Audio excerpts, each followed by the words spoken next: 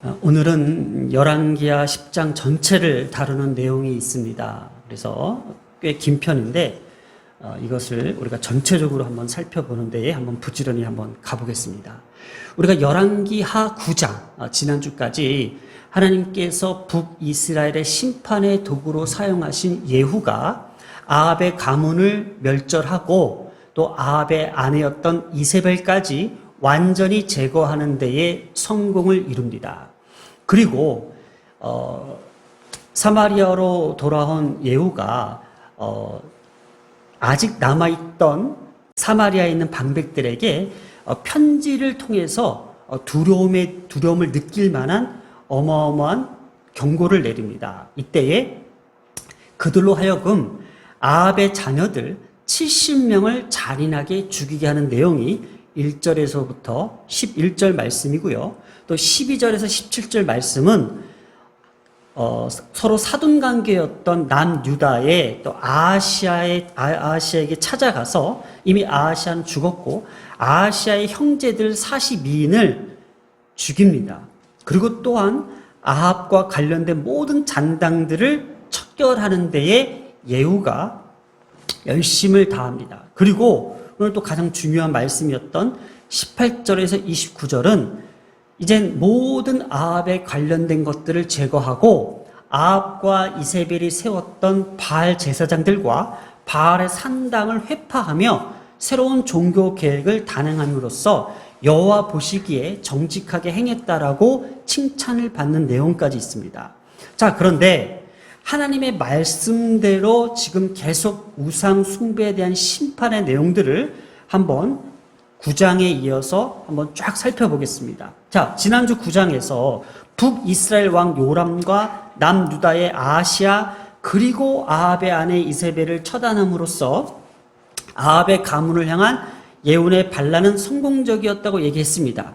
그리고 지금 계속해서 7절 부터 계속 이어지는 본문의 내용들을 한번 살펴보면서 자세하게 한번 들여다보겠습니다. 자, 7절에 그들이 왕자 70명을 붙잡아 죽이고 사마리아에 있는 남아있는 아합의 손자들이겠죠. 그 70명을 붙잡아 죽이고 또 10절에 그런즉 이제 너희는 알라 곧 여호와께서 아합의 집에 대하여 하신 말씀은 하나도 땅에 떨어지지 아니하리라. 여호와께서 그의 종 엘리야를 통하여 하신 말씀을 이제 이루셨다 하니라. 아합의 가문의 죄가 무엇이었을까?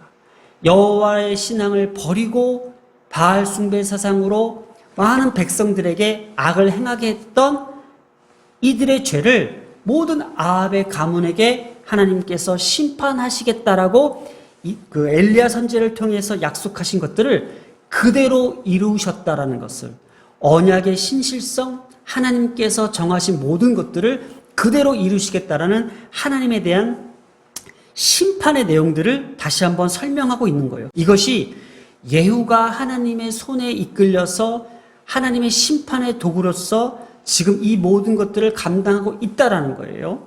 자, 13절에도 유다의 왕 아하시아의 형제들을 사로잡아 42명이 살해당한 것들을 또 시사하고 있습니다. 그리고 17절에도요. 사마리아에 이르러 거기에 남아있는 바 아합에 속한 자들을 죽여 진멸하였으니 여호와께서 엘리야에게 이르신 말씀과 같이 되었더라. 이것은 하나님의 심판이다. 그냥 예후가 왕권을 잡고 자신의 어떤 왕권의 치리를 위해서 행하는 모든 것이 아니라 이것은 여호와의 말씀이 이루어지고 있는 상황이다. 어떤 현상을 지금 얘기하고 있는 거예요. 자, 그리고 18절입니다. 자, 아합과 관련된 모든 사람들을 죽이고 난 후에 지금 이 시간 예후가 하는 이 행동들은 너무나도 통쾌하고 너무나도 성경적이고 너무나도 치밀했다는 것을 한번 볼 수 있어요. 자, 예후가요. 18절을 봅니다. 예후가 백성들을 이렇게 모읍니다. 그러니까 이 백성들은 아합과는 관련이 없는 백성들이겠죠. 일반 북이스라엘 백성들인데 아합이 믿게 했던 그 바알 숭배 사상에 완전히 여호와의 신앙을 배교한 자들이겠죠. 자, 백성들을 모읍니다. 그리고 이렇게 얘기합니다. 아합 왕은 바알을 요만큼 섬겼으면은 나 예후는 바알을 이만큼 섬길 거야. 이렇게 얘기를 합니다. 그랬더니 바알을 섬겼던 바알 신도들이 그래? 어떤 바알 신앙을 더 우리에게 뭐 어떻게 해요? 더 이렇게 부흥을 일으킬 거야? 라는 어떤 그런 기대감에 있어서 귀를 쫑긋하고 듣고 있는 상황입니다. 그런데 이게 예후가 작전을 피는 거예요, 지금. 사람들을 모으기 위해서. 그러므로 내가 이제 큰 제사를 바알에게 드리고자 하노니 바알의 모든 선지자와 모든 섬기는 자와 모든 제사장들은 한 사람도 빠지지 말고 이리로 불러 모아 내게로 나오게 하라. 모든 오지 아니하는 자는 내가 절대로 살려두지 아니하리니 이는 예후가 바알 섬기는 자를 한데 모아서 완전히 지금 멸절시키려는 계책이었어요. 이것이 참 예후가 이런 수가 되게 꾀가 아주 좋은 사람이었던 것 같아요. 자, 이렇게 바알을 섬기는 자들을 한데 모으기 위해서 이들을 집합시키기 위해서 나는 아합보다 바알을 더 많이 섬기는 사람이고 지금 큰 제사를 지금 바알한테 드릴 테니 얼른 사람들을 모으게 해. 근데 한 사람도 빠지지 않게 만약에 오지 않으면은 나는 살려두지 않을 거야 라고 협박할 정도로 지금 이렇게 작전을 펼쳤습니다. 자, 21절을 보겠습니다. 예후가 온 이스라엘 사람을 두루 보냈더니 바알을 섬기는 모든 사람이 하나도 빠진 자가 없이 다 이르렀고 무리가 바알의 신당에 들어가매 바알의 신당 이쪽부터 저쪽까지 가득하였더라. 아합 왕 때에 바알의 신당을 지어놓고 이곳에서 바알을 섬기게 했는데 지금 많은 그동안에 바알을 섬겼던 많은 백성들을 지금 바알 신당으로 모이게 했던 것 같아요. 그래서 이쪽부터 저쪽까지는 꽉 채워서 이들 안에 지금 바알을 섬기는 자들을 한데 모았던 거예요. 이게 어쩌면 마지막 심판의 모습이 아닌가라고 생각해 봅니다. 오늘 우리가 알고 있는 마지막 심판의 모습은 뭐예요? 우리가 어린이 성경학교 때 천국과 지옥의 비유를 하면서 천국 가는 사람들은 금으로 지어진 어떤 큰 대궐 같은 집에 있을 거고 죄를 짓고 하나님을 멀리했던 사람들은 불구덩이에 들어간다라는 것이 이제 보통 우리가 상상하면서 우리 자녀들이 알고 있는 어떤 천국과 지옥의 어떤 심판의 모습인데 저는 이거라고 봅니다. 여기에 핵심이 있구나. 한번 볼까요? 22절을 잘 보세요. 자, 바알을 섬기는 자들만 여기에 있게 하고 여호와의 종은 하나도 여기에 너희 중에 있지 못하게 하는 거예요. 이게 뭐예요? 거룩이라는 히브리어 원어에 구별하다는 뜻을 갖고 있어요. 딱 구별시키는 거예요. 예수를 믿고 십자가의 길을 따르는 사람들은 여기에 있지 못하게 하고 여기에는 예수를 믿지 않고 하나님을 배반하고 하나님을 거절하고 하나님을 욕하고 하나님의 이름을 망령되게 여기는 자들을 이 한 곳으로 모이겠다라는 것이 이 모습이에요. 자, 그리고 24절에 무리가 보세요. 번제와 다른 제사를 드리려고 들어간 때에 예후가 이제 80명을 밖에 두는 거예요. 이제 이들을 사살할 자들을, 그러니까 뭐 오늘날 말하면 뭐 염라대왕인가 뭐 이런 사람들이 어떤 죽음의 신들이 이들을 둘러싸고 있는 거예요. 그러면서 내가 너희의 손에 넘겨주는 사람을 한 사람도 도망하지 못하게 하고 만약에 이 사람들을 살려두거나 도망가게 하고 이들을 구원하는 사람들은 그 사람의 생명을 대신해서 너희들이 죽을 거야. 약간 마치 뭐 오징어 게임 같이 이런 무시무시한 게임 어떤 이런 상황이 벌어진 것 같아요. 자, 그러면서 25절에 또 강조하고 있어요. 한 사람도 나가지 못하게 하고 죽이라 하매. 참 생각만 해도 이 현장을 이렇게 상상만 해도 좀 무시무시합니다. 지금 바알 산당에다가 많은 사람들을 모아놨는데 여호와의 신앙을 믿는 사람들은 여기 있지 못하게 했던 거예요. 그런데 26절에 자, 바알 신당에 있는 성으로 가서 바알이 신당에서 목상들을 가져다가 불사르고, 그러니까 여기에 바알신을 믿었던 사람들과 함께 이들이 믿었던 우상들, 목상들, 나무로 지었던 것, 돌로 지었던 것까지 다 때려놓고 여기다 불살라진 거예요. 이게 아마 불구덩이가 아닐까. 이게 아마 믿지 않는 자들이 마지막 심판 때에 당하게 될 이런 처지가 아닐까. 그러면서 27절에 바알의 목상을 헐며 바알이 신당을 헐어서 변소로 만들어 버렸대요. 그것이 오늘까지 이르니라. 자, 오늘날도 우리에게 하나님의 심판이 이렇게 이룰 수 있다라는 것. 이것이 지금 예후를 통해서 하나님께서 심판하시는 모든 과정들을 아주 자세하게 보여주는 거예요. 하나님의 심판이요. 세상의 악한 손에 이끌려 하나님께서 우리를 구원하신 자는 구원하시고 또 이 악한 자들, 지금 예후가 선한 왕으로 여기 쓴 것이 아닙니다.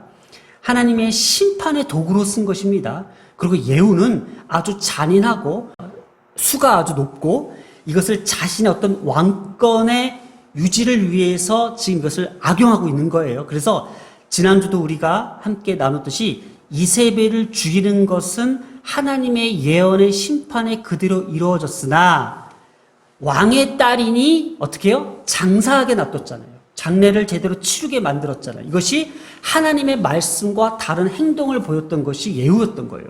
왜 그랬을까요? 자신이 이스라엘 왕으로 세워지면서 시돈 왕의 딸을 어떻게 죽인 것을 알게 되면은 이게 외교적으로 이게 분란을 일으킬 것 같아서 그래, 이건 내가 할 건 다 했으니 이것은 어떤 정치적으로 이것을 이렇게 덮기 위해서 장사를 치르게 했으나 하나님의 예언대로 개들이 그 시체를 다 먹은 뒤에야 시체가 훼손되고 장사할 수 없었다라는 것. 이것이 하나님의 말씀이 이루어진 것이었습니다. 자, 이렇게 하나님의 말씀과 다른 행동을 보였던 것이 예후였던 거예요. 오늘 그 모습이 또 나옵니다. 자, 하나님의 말씀과 다른 행동 두 번째. 이게 뭐냐면요. 30절에 지금 오늘 아합의 가문에 있던 그 자녀들 70인을 죽였고요. 남유다에 있었던 그 사돈 관계에 있었던 그들에 관련됐던 사람 40명도 죽이고 또 아합 왕을 따르고 수종 들었던 모든 그 관료들까지도 다 모조리 없앤 상황에서 이제는 바알을 섬겼던 그 모든 우상 숭배의 흔적도 남기지 않을 만큼 불살라 버렸던 것들이 여호와께서 나 보기에 정직한 일을 행하되 잘 행했다고 하나님께서 칭찬하는 메시지예요. 그래서 내 마음에 있는 대로 아합의 집에 다 행하였은즉 이거는 하나님의 말씀대로 행했던 잘했던 모습이에요. 그러나 32절을 보세요. 그러나 예후가 전심으로 여호와의 율법을 어겼던 것이 나오네요. 전심으로 이스라엘 하나님 여호와의 율법을 지켜 행하지 아니하며 뭐예요? 여로보암이 이스라엘에게 범하게 한 그 죄에서 떠나지 아니하였더라 이렇게 합니다.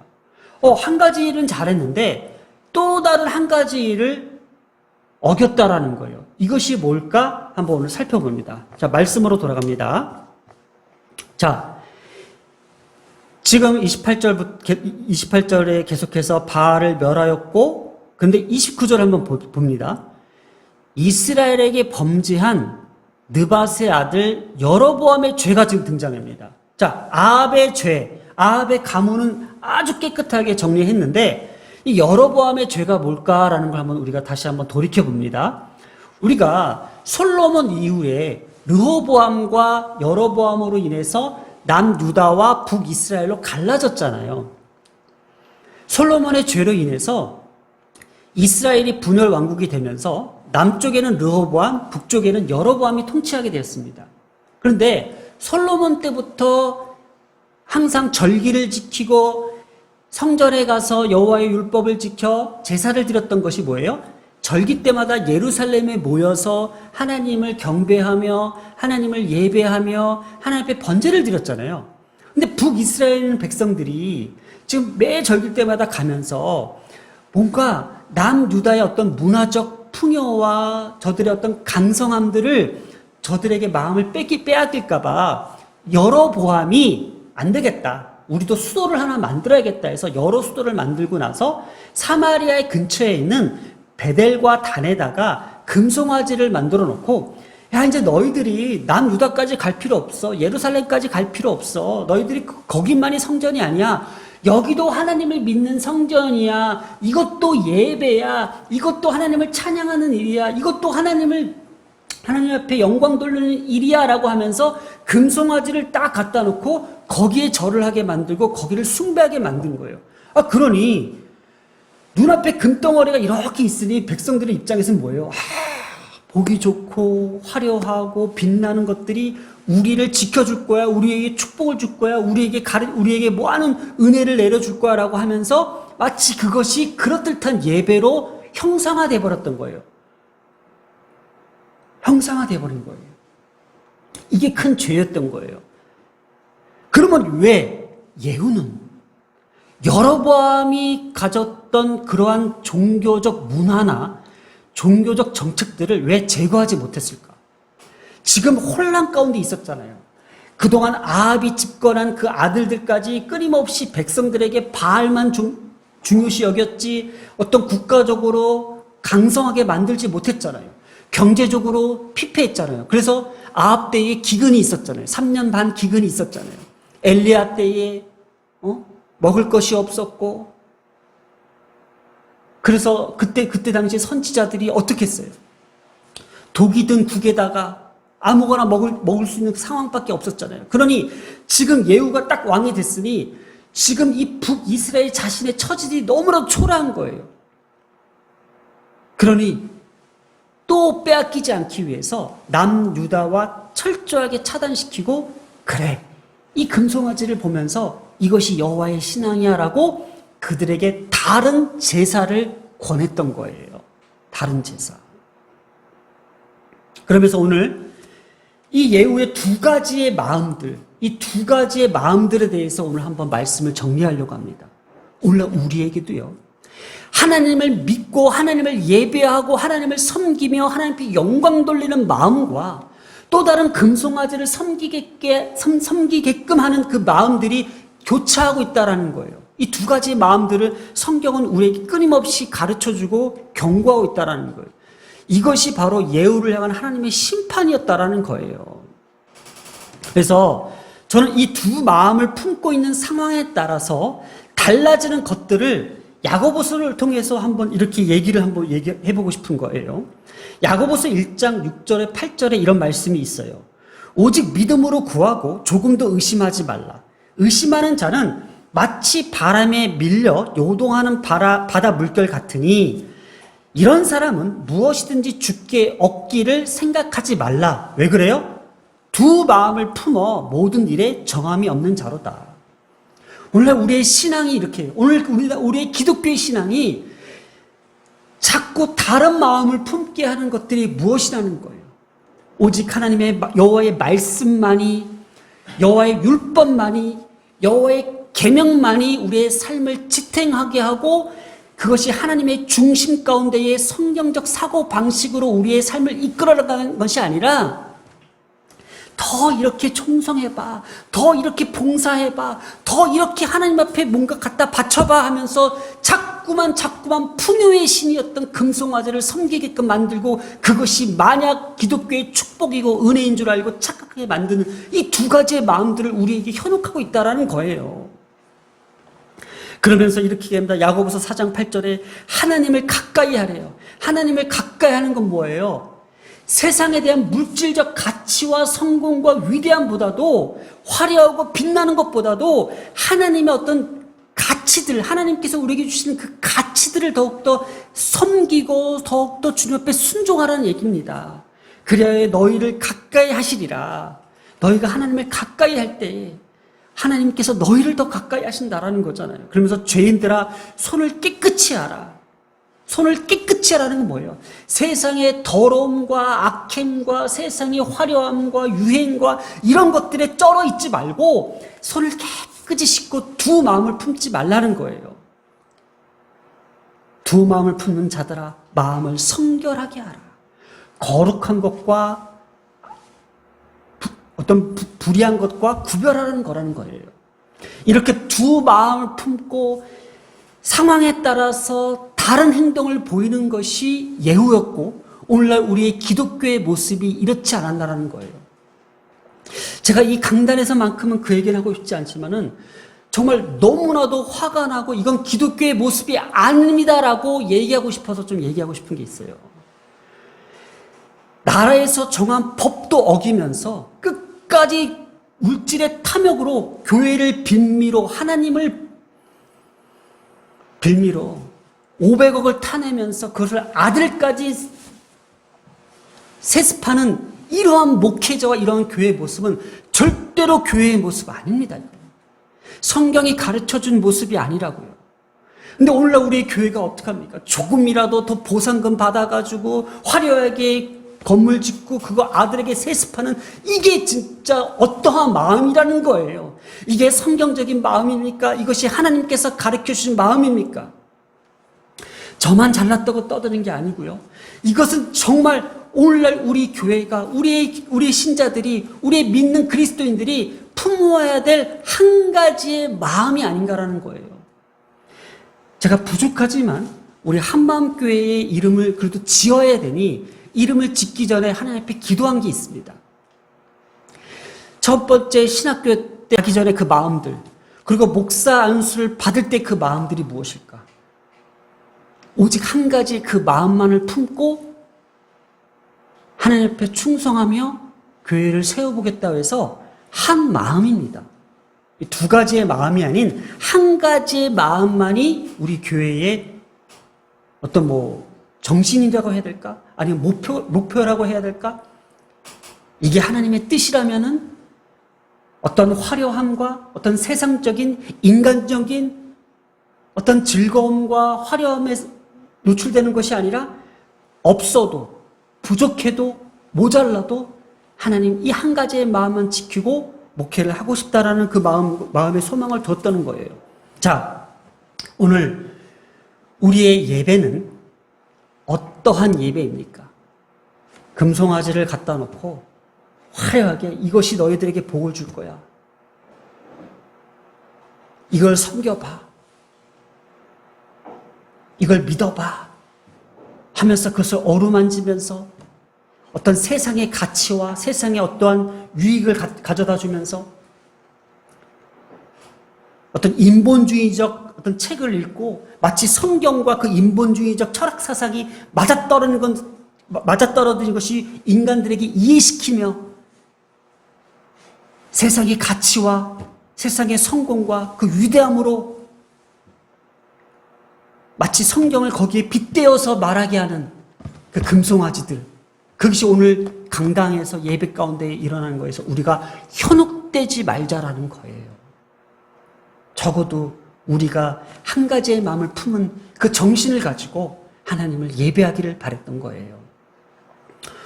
오늘 우리 자녀들이 이제는 하나님의 말씀을 다 알아들을 수 있는 그 나이의 때가 되고 이제는 이들이 섬겨야 될 것이 오직 하나님 한 분만에 대한 신앙인지 아니면 세상적 가치와 유행과 어떤 세상의 어떤 화려함과 그 높음들을 쫓아가는 건지 다시 한번 우리가 우리 안에 금송아지가 있지 않았는지 그것이 축복이고 그것이 우리에게 전부가 아니었는지 한번 돌아보며 다시 한번 이 예배를 점검하기를 원한다라는 거예요.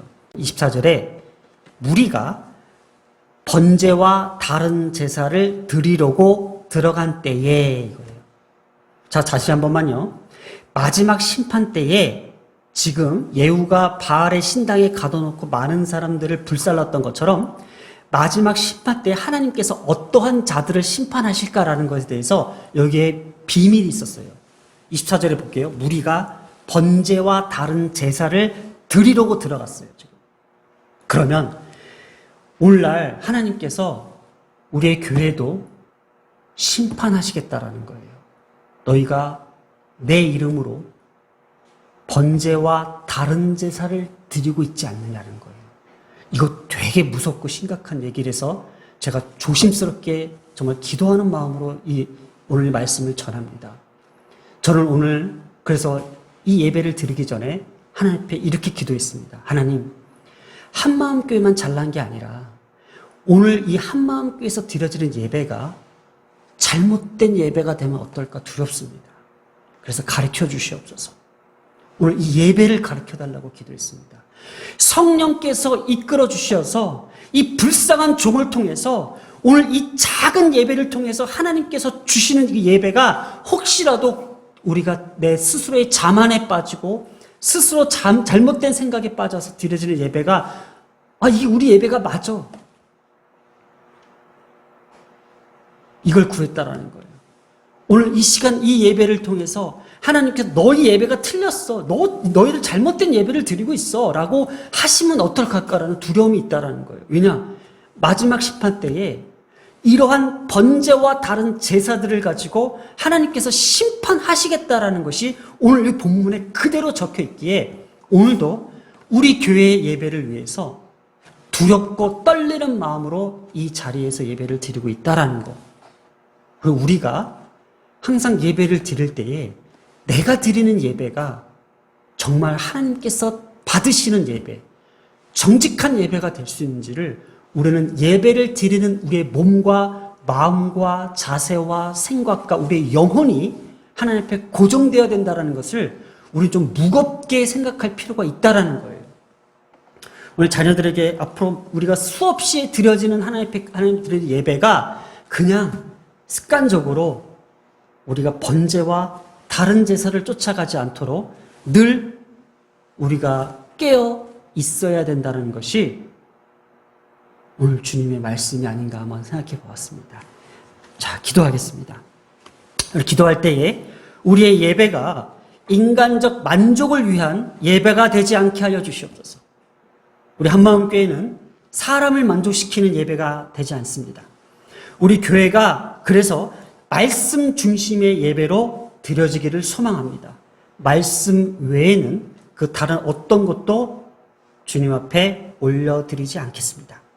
그래서 우리의 삶이 또 우리의 자녀들의 앞으로 믿음 생활들이 오직 한 가지의 믿음, 오직 그 믿음만으로 주님을 향할 수 있도록 오늘 이 시간 좀 같이 기도했으면 좋겠습니다.